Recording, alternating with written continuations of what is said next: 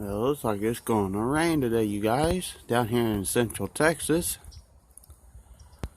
This is the Texas weather.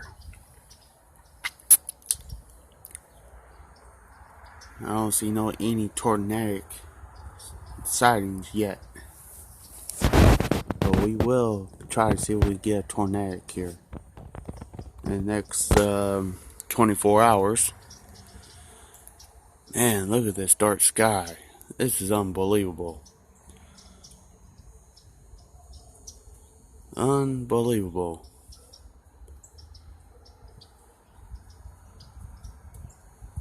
All the way around this thing. Wow, look at this monster.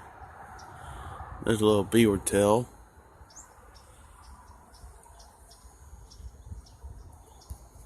Alright, I'll keep y'all updated.